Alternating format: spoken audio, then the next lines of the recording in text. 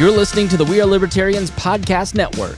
Find all of our shows at wearelibertarians.com.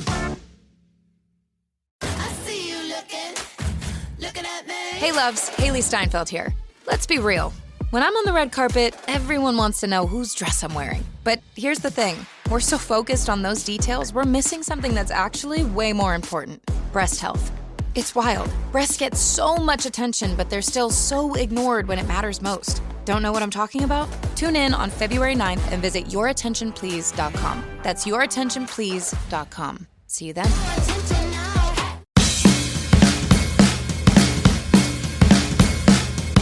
I'm your host, Paul Copeland, and joining me today is Hodey Johns. Hodey, how are you today? I am tickled pink.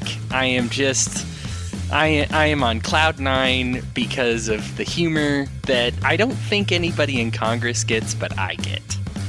Oh, what exactly is that? So, today we're going to discuss how the Republicans would like to put a wall up. The Democrats told them to fund it themselves, and they've begun that process. Now, that might not seem funny to anybody else, but I know for me, whenever I see Democrats telling people to fund stuff that they don't think should be funded on their own, I get a case of the giggles. And I'm going to try to make it through this without laughing hard into the microphone, but it's going to be tough. Well, yeah, the entire concept of funding a $1 billion program to the Democrats is normally one that's, goes straight to the government for it.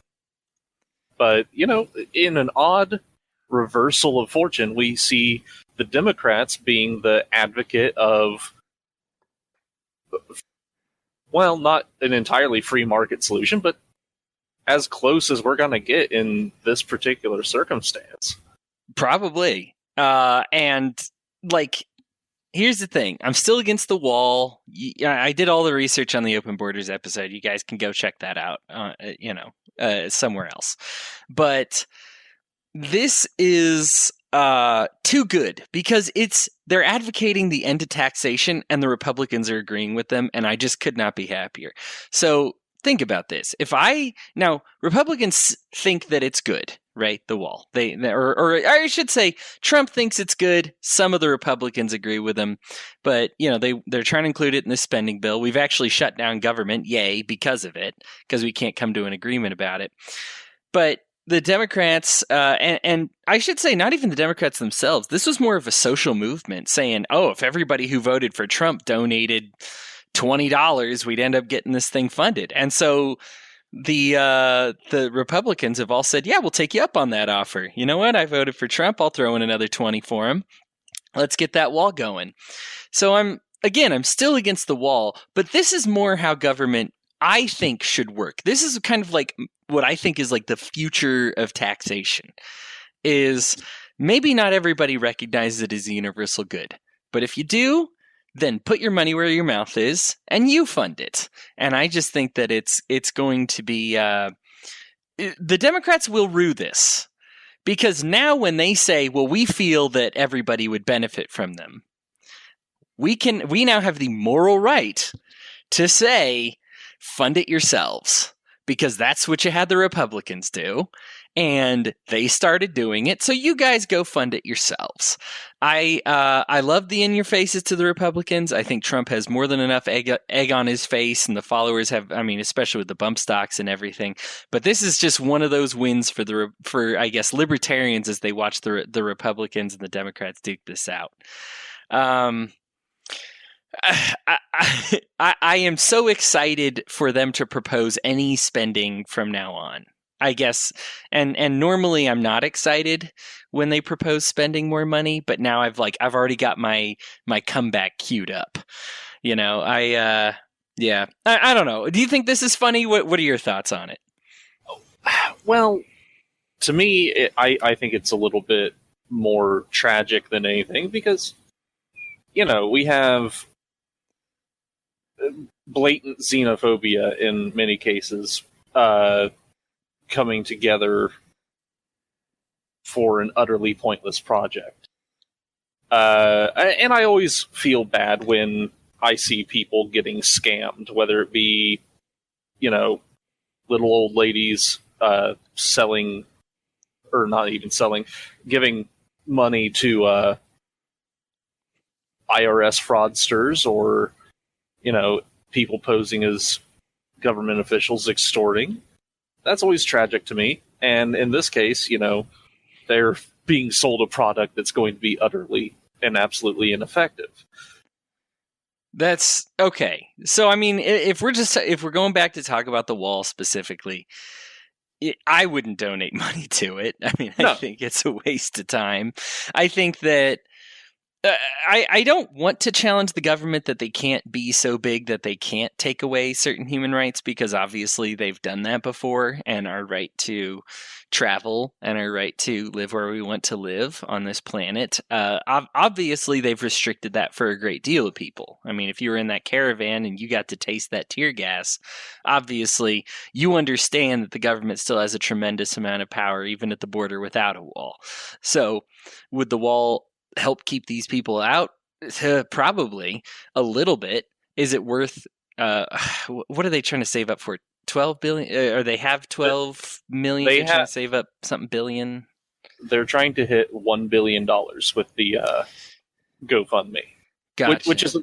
Which is another part that's hilarious to me. If they manage to succeed, GoFundMe is gonna be like one of the biggest benefactors of this, because they take a sizable cut. Do they? I know of Kickstarter and GoFundMe. I've never actually started one myself. I didn't know that they actually took some of your intake. Yeah, the platform GoFundMe takes 5%. Okay. And wow. Then the payment processors take another 2.9%. So, if this succeeds, GoFundMe makes $5 million instantaneously. What? Wow. And then the payment processors make another 2.9% with a 30-cent charge per donation. So, hopefully they, if they've really won $1 billion, they meet their goal, and then another 7-8% or so. Wow. Okay. So that is, I did not know that. Yeah, that'll be huge for the donation companies. But I mean, overall, I like Kickstarter. I like GoFundMe, I guess, as a concept. I haven't looked at the particulars because I haven't used them specifically. But I think if you appeal to enough people, they voluntarily give you money, and then we get to fund the things that you want, whether you're making you're starting your own brewery, or I guess building a wall. You can do what you want. Now, there's some particulars about the wall. I was looking at this the other day, and somebody actually correct me on my Facebook feed. The government doesn't actually own all that property along the border. And so as far as actually building the wall, they'd either have to build so that the land, like they can build a wall outside of your property on their property, but they'd have to build like around private properties. And there's some places, obviously, they can't do it on the Mexican side. So there's some of our property, they'd have to build a wall on our side of the property, thus cutting off some of our land and like putting it on the other side of the wall, even though it's technically our property. So it's not perfectly fleshed out. This isn't a great idea. A lot of these get started by just some hooligan who's like goofing around, like the guy who wanted to get that one Kardashian like to be a billionaire or something like that, and that was some guy on Facebook just started. It was like, I don't even have her bank account information. I don't know how I would get her this money. I just was like kind of goofing, and it's taken off. This I don't know who started it, but well, it's happened. Yeah. So the person who started this particular campaign is Brian Colfage. He's a disabled U.S. Air Force veteran, and which is another element that strikes me as very weird, because I don't see how he has standing for this. And normally, there are some questions on whether or not, the U.S. government would even be able to use this for the funding of the border wall, because the Treasury is allowed to accept donations, but you make a donation to the Treasury, you don't have the power to dictate what it's for, except in certain circumstances that have been already predetermined by Congress. Okay. And the border wall has not been predetermined by Congress as one of those functions that they can take direct donations for. So, as a matter of practicality, even if he got the money, they would need an approval for the plan. It would probably... Now, I can assume they might get the approval for the plan because right now the government's shut down because the Democrats don't want to fund it, right? And I get that. But if they had the funding, they're... who's to say they... how many of the Democrats would continue to shut it out if they had the funding? You know what I mean? Now, let's not put the onus on this squarely on the Democrats, because yes, the Republicans lost the House of Representatives, but those representatives have yet to be sworn in, and the Republicans still have a majority sitting in those seats. This is on the Republicans. The entire shutdown is their fault for not having a unified front and going forward. Well, yeah, I mean, it's... I blame all of them. I think specifically what I'm talking about is because I know that the border wall, I guess, was primarily I mean, correct me if I'm wrong, that seems like the biggest issue that is keeping us from making an arrangement in which we keep government open going forward. Yeah. So... with the government shutdown, that brings up another wrinkle. There are a lot of NASA employees out. When can we count on a GoFundMe for a moon base?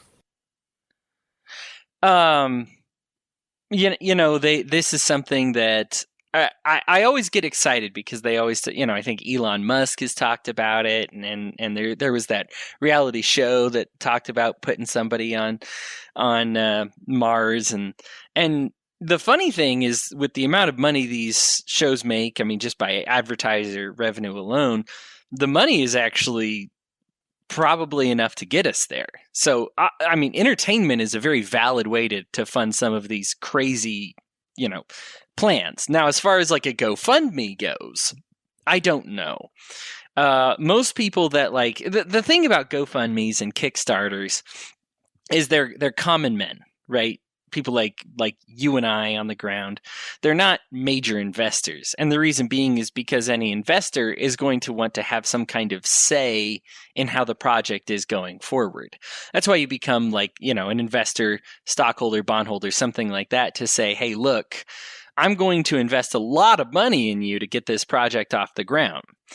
People might look at the $1 billion for the border wall and say, oh, that's nothing compared to, for what a lot of these CEOs make. Some of them have even voiced wanting the wall. So why don't they just fork over the $1 billion? Well, they obviously want to have a lot more control over the project going forward. I think that that's probably some of the issue with things like why we don't actually go to space or get these moon bases or anything like that, because we don't have someone...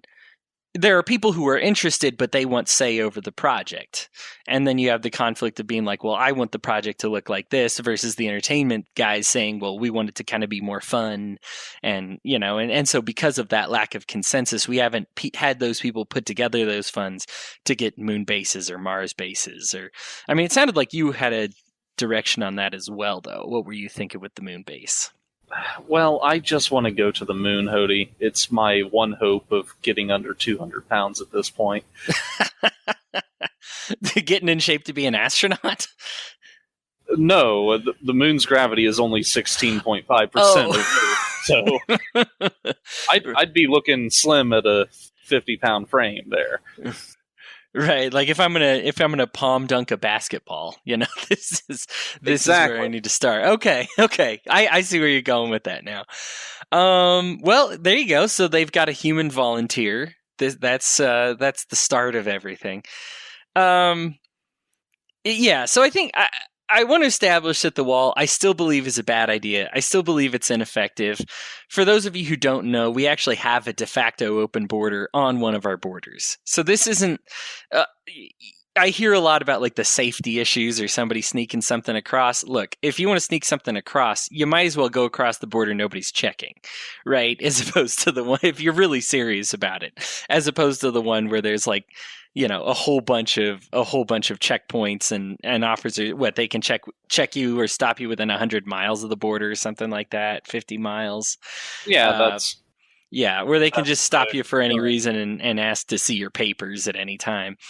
So obviously they'd rather go across the other borders. So, I mean, there's countless reasons why it's a bad idea, why it's ineffective, why it's too expensive, why it's or ways around it, or simply just our bad immigration policy. I mean, I think is at the head of all of this. I guess if I say head of all of it, our bad economic policy makes it so that we have to limit the number of immigrants. If we did not have certain things in place that made any person a drain on the economy, then we wouldn't have to worry about how many people come into our country. And I mean, let's be honest here. The people coming across usually assist in boosting our GDP as opposed to hindering it. Right. And, economic policy and all that internally is terrible and is creating a draw for people.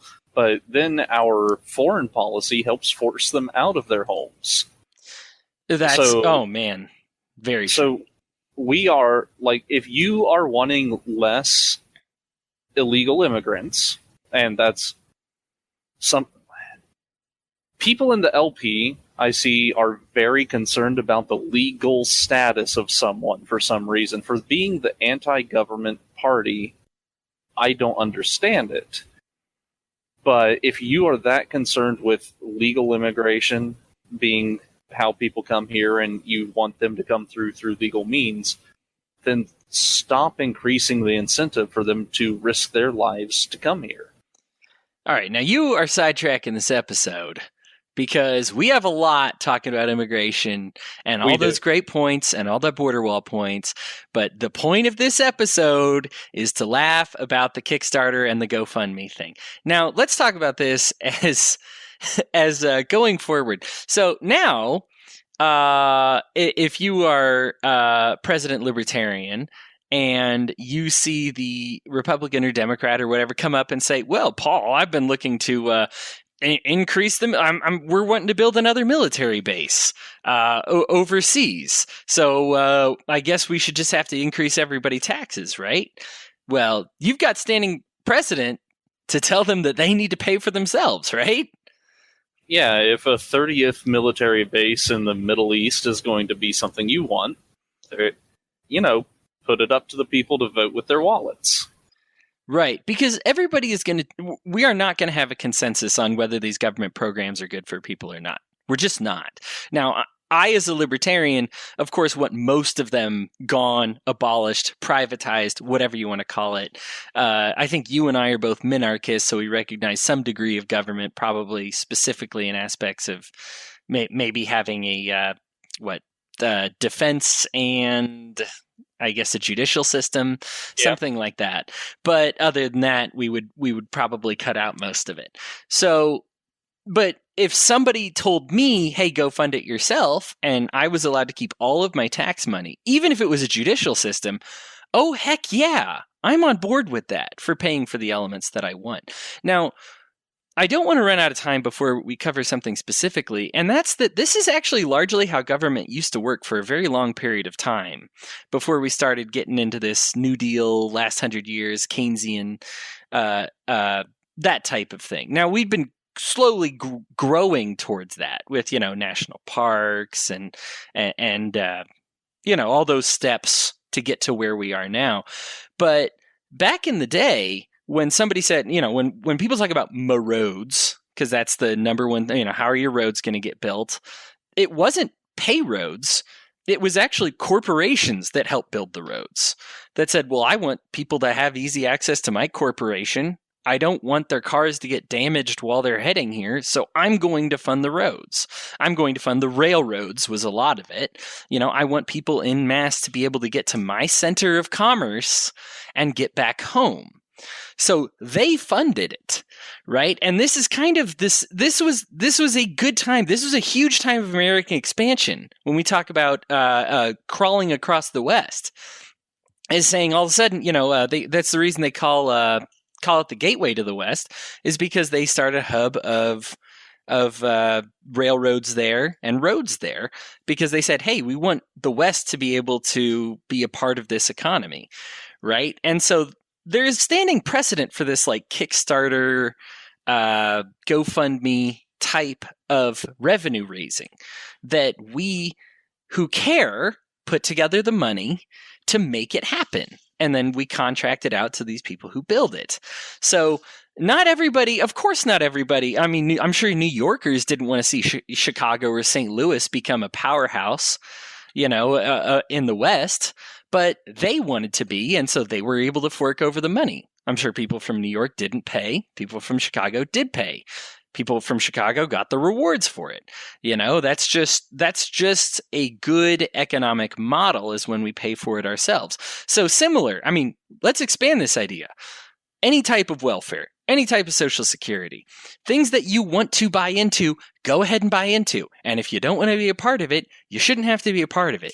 I mean, this is the Democrats I truly believe the Democrats right now have no idea how bad this is going to come back to bite them, because it's not just the Democrats at the top, it's their whole base and their whole of social media saying, go pay it for yourself if you think it's so valuable, you Trump supporters. And I'm saying, yes, exactly. You guys got it right. You have no idea how right you are right now. Like, this is exactly what we want government to look like. When we had the Industrial Revolution, this is what we were doing, was having people pay for it themselves. It makes you invest and it makes you care. We get improved quality when you invest your own cash into it. You get your own say into it. Anyway, Paul, I'm going to go ahead and consider that my final thought, because right. I am raving over here, but I'm over the moon right now. So I'll let you finish it off. Well, if you're over the moon, then maybe there's hope for me. But no, you're absolutely right. We have funded great things in this country on the back of voluntary donations, and the idea that we cannot go to a system, that's absurd to me. We can fund the development of video games. We're on pace to raise $1 billion for a boondoggle along the southern border. I've seen great things come out of the crowdfunding system, and the technology is only getting better. The level of accountability and skepticism that surrounds these projects, that feeds into a culture of things actually getting done, is improving all the time. It's patently absurd to think that 50 years from now we won't be funding things like space exploration, healthcare. Huge amounts of our economy will be based upon sharing and crowdfunding. Those are my final thoughts. Awesome. Well, there's a good chance that this episode's going to air after our Christmas break. But happy holidays, Merry Christmas. I know you yourself are are not of a religious persuasion, so I guess whatever fun you want to have fun this season. You too, Hodey. And until next time, be free.